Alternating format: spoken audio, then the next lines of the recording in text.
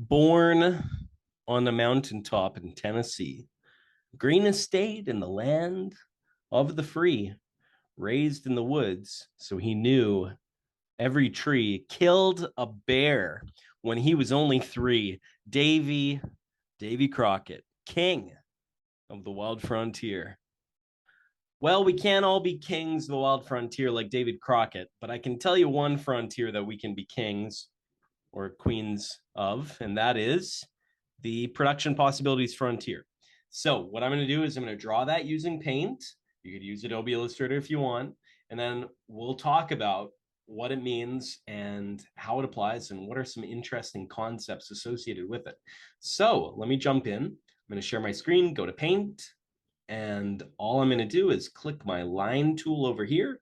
Got a medium thickness, which is good. I'm going to start by doing my y-axis. Why is that in bright green? I'm going to click black, drag down, hold shift, y-axis complete. X-axis from the origin to the right, holding shift, x-axis. Speaking of axis power, we're going to think that this is a Japanese restaurant, okay? And we're going to just, we're just going to drop in sushi and blessed are these thy gifts which you're about to receive through Christ thy bounty. Ramen. Okay, sushi and ramen. And let me drag that sushi over, maybe over there. Let me drag that ramen over, maybe over here. Okay, that's the beginning of it. And remember, this is a too good model. What is the PPF? The PPF is a model that shows production of a too good economy. That's basically it. Now, it could be micro, like sushi and ramen in one singular restaurant, one singular Japanese restaurant, or it could be macro. You could be thinking about capital goods versus consumer goods, okay? But we're going to go micro today. And what I'm going to do is I'm going to now click the squiggly line, okay? And I'm going to go from here on the y-axis, and I'm going to just drag it down to the x-axis right over here. And then I'm going to just go and click right up here. And now I can just, get a little jiggle on. Hey, I like a jiggle as much as the next guy. Yeah. Not sure exactly what that means. Or maybe I do. Anyway, doesn't matter. We have to focus on econ, okay? And I've got a beautiful PPF right now. I've got a beautiful production possibility frontier. It's a set curve line. So I'll show you that again. All I'm going to do is I'm going to start. I click the squiggle line. I'm going to start on the y-axis, drag down to the x-axis right over here, and then click above it right like that. And now I've got a nice convex PPF. Now, why is it convex? Okay, and what is convex again? Convex is when it goes that way. Concave is when it goes that way. You can Google image like concave versus convex if you want to make sure that you're clear with that. But there's a reason why a typical PPF is convex, okay? And the reason is increasing opportunity cost. Oh, I don't know what that means. Okay, all I want to do is I just want to tell you a little about this, okay? So the PPF is cool because it demonstrates a few things. It demonstrates, and I'm just going to write them here, it demonstrates scarcity, it demonstrates opportunity cost, it demonstrates trade-offs. And wasn't there one more thing? Oh yeah, efficiency. Okay, efficiency has a C in it, by the way. It has 2 C's.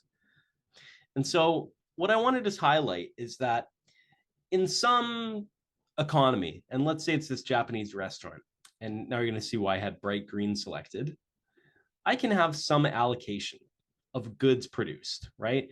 If I'm running this Japanese restaurant, I could be making only ramen, but I've got all the equipment so that I could be making only sushi or some combination between the two, right? I could make not so much, be lazy, take a few hours off, and then I'm having an allocation right here, or I could be producing anywhere along this curve, which would be efficient, okay? So maybe it's right there. Just imagine that jiggling. Now, we could have an allocation that's out there beyond the frontier. That's way outside, right? And that's not accessible at the moment because we're limited by our production inputs, right? So you've got scarcity happening. You've got maybe unlimited wants, right? The consumers want an infinite amount of sushi and ramen, right? Have you ever been to an all-you-can-eat sushi place? People just chow down on that stuff, but we've only got limited resources. We've only got this limitation of production along this curve, okay? And so that's our first point. And we can see there's a trade-off, right? I could be producing only ramen, or I could be producing only sushi. But as soon as I start wanting to get a little bit more ramen to go with that sushi, I got to give up some sushi, okay? And I'm going to keep giving it up. And that's what relates to the slope, or the changing slope of this PPF.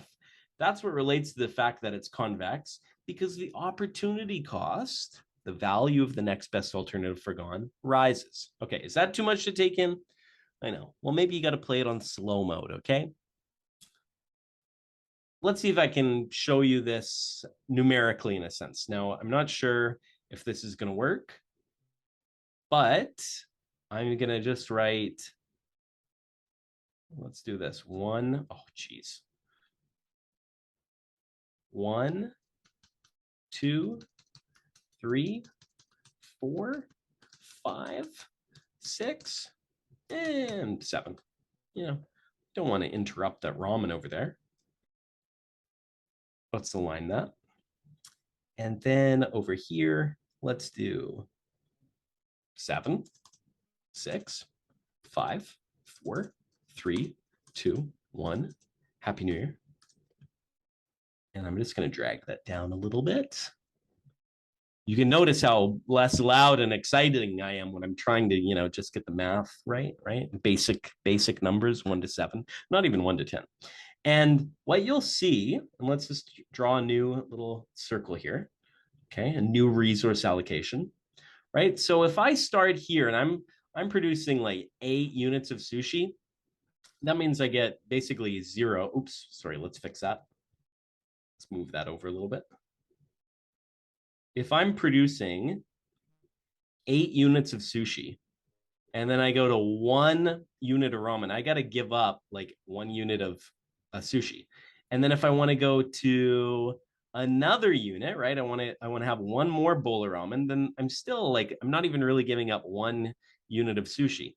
But as I keep going along this curve, right, let's say I want to go from 6 to 7. Well, now I'm going to give up 1.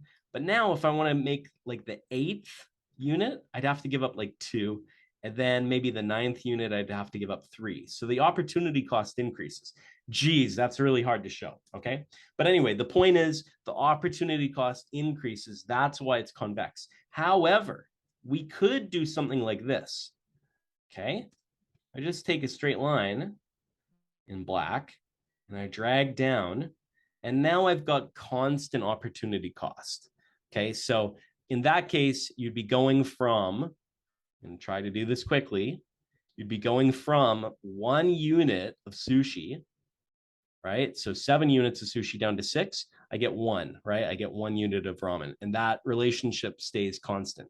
So the opportunity cost, the value of giving up that 1 unit of sushi to get 1 bowl of ramen, that stays the same. Okay, so we covered scarcity, we covered opportunity costs, we covered trade-offs, and just a point about efficiency.